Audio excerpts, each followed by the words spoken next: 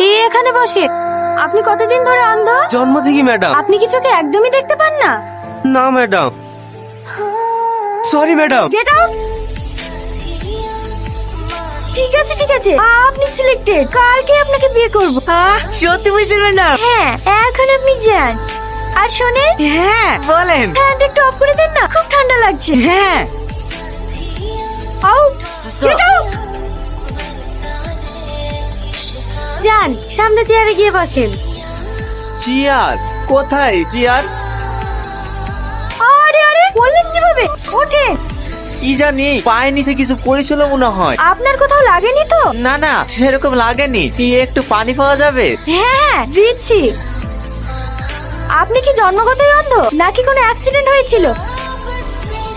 কি হলো, কথা বলছেন না যে? না না, আমি ছোটবেলায় সবকিছু দেখতে পেতাম। 12 বছর বয়সে একটা অ্যাক্সিডেন্টে আমার দৃষ্টিশক্তি হারিয়ে ফেলেছি।